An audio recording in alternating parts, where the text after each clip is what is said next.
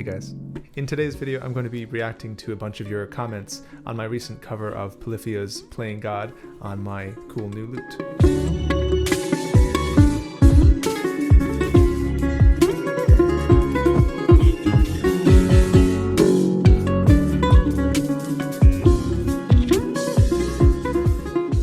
This song was super fun to play, and I want to thank almost 3,000 of you who took the time to vote for me in Polyphia's cover contest. I had a pretty last-minute entry, but I ended up in 4th place, so thank you all. By the way, if you're wondering what is this crazy instrument I'm holding, you can learn all about it here.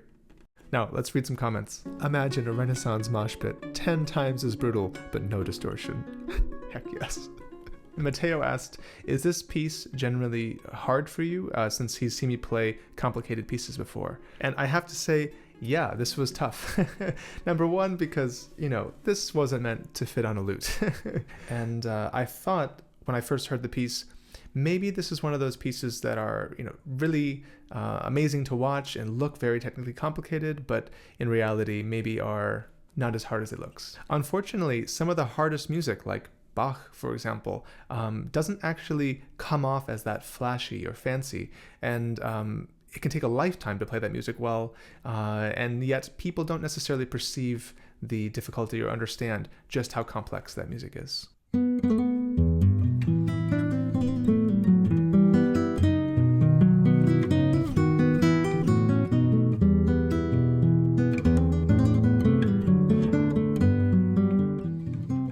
And then other times you can play kind of noodly things which maybe aren't too difficult. I've never tried this. Eruption on an arch lute. Things like that, or maybe kind of fast slurs. Like the whole Freebird solo is basically this type of thing. And it's really not that difficult, but yet it's a crowd pleaser. So usually I'm kind of suspicious when I hear something like this Polyphia song. Is this actually difficult, or is this something that maybe comes across as difficult, but maybe is not? I can attest, having spent just a week or two trying to learn it, this was hard.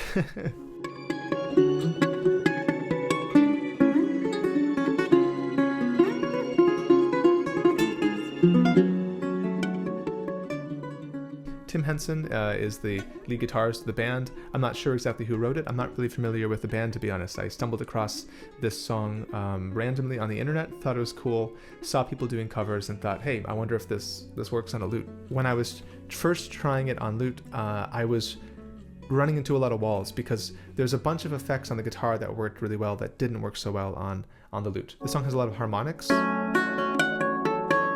Harmonics are produced by touching certain frets lightly and getting a bell-like effect. And for whatever reason, they seem to come out easier on a single-strung guitar. Lutes are generally double-strung, and I had this one double-strung, but I found myself going to single strings to make the harmonics easier to play. So that was one concession I made. It also helped with the fast slurs and things. One other thing I did to make this piece more playable on a lute was I took the 3rd string, which is usually an A, and I brought it up a half step.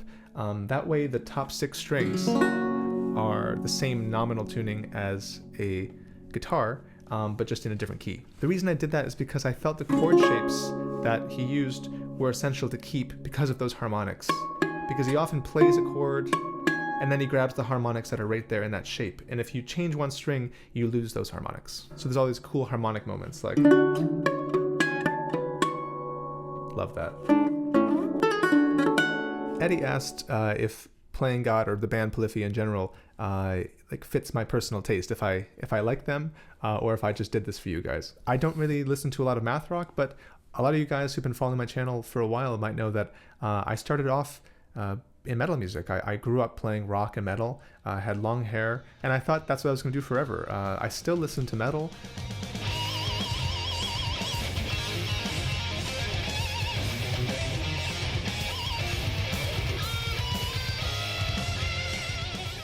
I definitely wasn't raised on classical music. I got into that later in my life. And so I still listen to metal and enjoy it. Polyphia just never made it on my radar, really, until recently through the song Playing God. It's not exactly my cup of tea, not my favorite style. Polyphia is very heady in terms of the theory, in terms of the technique. It's very technique-driven music, and that way it's really fascinating to listen to, but it's not exactly what I would listen to all the time. They're clearly great musicians, so my compliments to the band.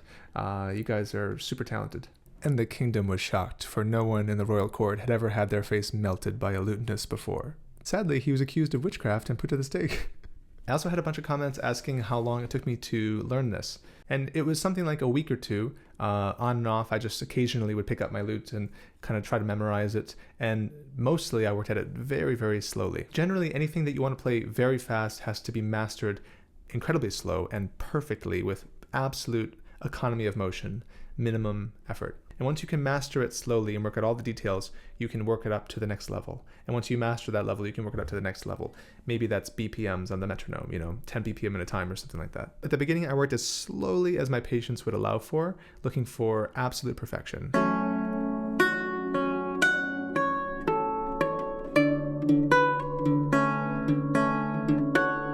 So for example, I didn't like my slur.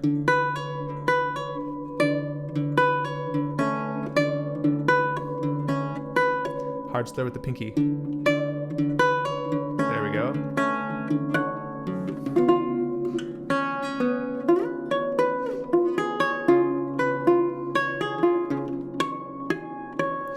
It was really hard to get all the harmonics crisp, and I spent a lot of time, especially on those, to make them perfect. When playing God could actually get you excommunicated. I was laughing when reading these comments because so many of them are about how people did not expect me to do this. I think on YouTube I have this persona as this like classical nerdy guy, which is funny to me because I grew up as a rock musician, like I was saying earlier. And so first and foremost, I listen to a variety of styles, and I don't think any style is better than another one. I think each style has something to give the listener, something emotionally or intellectually that it offers that no other style can give the exact same cocktail of emotions. I would really encourage all of you to take in as much music as possible. Don't limit yourself by only listening to a small bandwidth of what's out there and say, no, I only listen to rock, like I said when I was early in high school. Listen to everything. I found out that I like Mongolian throat singing.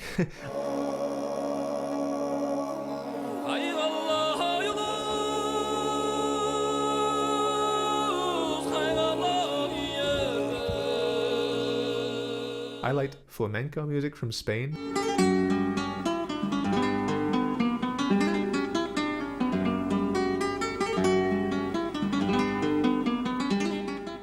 I like lute music from the 16th century.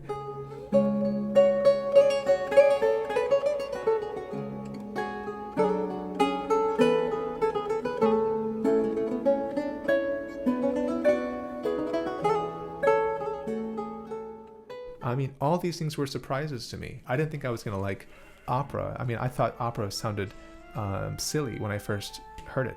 But over time, when I actually gave it a chance, I understood it. I found myself crying while listening to opera. That's not an emotion that I thought I had within me. I never thought I'd be somebody who cried listening to music. But that is the result of listening to, understanding, and allowing yourself to just experience that style.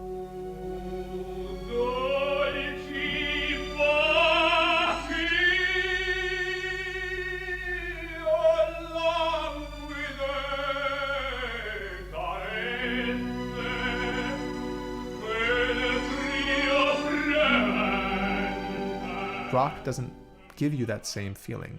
And so I think music, different styles offer something emotionally, something intellectually, or maybe a combination thereof. So for me, this Polyphia cover was first and foremost about having fun, kind of a technical challenge. Could I even play this on lute? Why not? But actually, I ended up really liking the process, and now I dig the song. When you've got to woo a chambermaid at 7:59 p.m., but have a math rock gig at 8 p.m., Samuel noticed that there were a lot of harmonics in this song, and he wondered if harmonics existed in the Renaissance or the Baroque period. I've played music dating back to at least the 15th century, all the way to the present.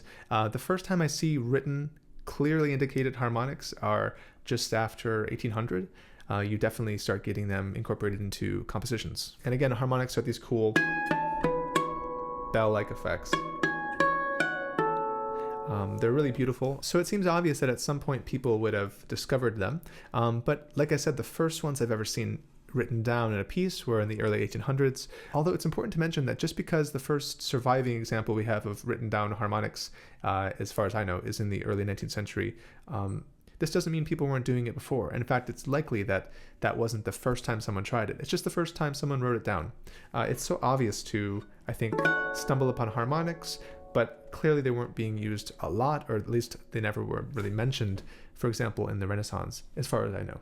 I had a bunch of comments about the fact that I didn't play a bunch of the song, like all the fast solo stuff. But a couple people realized why. For example, a channel writes, "I was waiting for you to play the fast part, but then I realized you didn't have enough frets." And that's exactly right. Lutes typically didn't have that many frets on the body.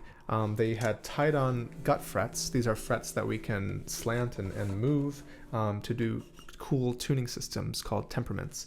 If you want to find out more about those cool temperaments, you can watch my video on that subject. But when you get to the body, at some point you run into the body and then you can't tie around gut frets anymore. So sometimes they would glue on pieces of wood onto the actual soundboard, the same piece of wood as the top. But they usually only would do a few, 2 or 3. This instrument is a little strange in that regard. It has a lot of frets, more than normal. It has 12 frets until it hits the body, which is a lot more than historically they did usually. And then it has a total of 14 frets, which is, again, more than historical, but still with only 14 frets, the whole solo sits up here. And it wasn't like I was going to try to play it there. Liquid Flames writes, "How did you get so much volume out of those little movements in your hand? It looks like I'm barely moving."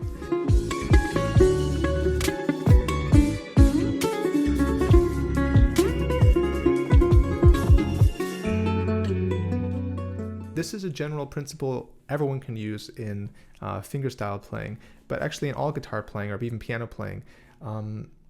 Basically, the phrase that we should remember is economy of motion. What that means is don't waste movement. Only move as much as necessary for healthy movement with good sound production, and no more. So for example, when playing an arpeggio, a very beginner mistake would be to, for example, pluck with the arm. The arm actually moves when they pluck the string. But of course, this takes the hand away, and now the next note that has to be plucked has to be found again, and then you have to find the next note, and this takes time, which slows you down. If you want to play fast, you have to stay close. At some point, I came up with a little phrase for my students: the faster you play, the closer you stay. So when you pluck, you can work to follow through with each pluck, like you're closing your hand like this. Storer says a pluck is just closing your hand, one finger at a time, right? So you can follow through with each pluck, closing the hand, mostly moving from the large knuckle, right? You have 3 knuckles, you're moving from the large one, not the middle knuckle, it's not the tip. So if you move like that with great economy of motion and a still hand,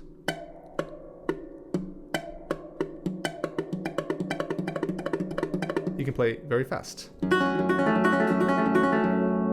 Of course, the same principles apply to the left hand. Beginners often move their fingers something like this, up and down, away from the frets. Keep your hands very close. Keep your friends close and your fingers closer. So when you play, you shouldn't be seeing giant movements from your hand.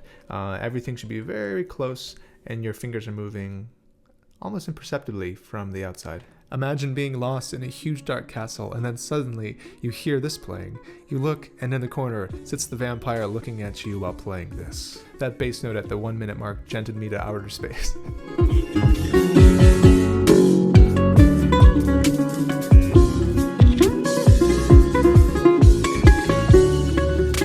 The tuning of these low bass strings, so there's a whole secondary neck. Kind of there's one instrument on this neck and then one instrument on the upper neck. And the whole point of having all of these strings open that we don't actually touch with our left hand is to have a scale in open strings that we play only with our thumb. DJ says, "Oh my god, that rosette is incredible." He's referring to this here, the soundhole decoration, which we actually call a rose on a lute. The rosette is usually the classical guitar version, which is an open sound hole with a little decoration around it, a rosette. But this is a rose, which is a full sound hole, beautiful decoration, usually made out of some type of paper.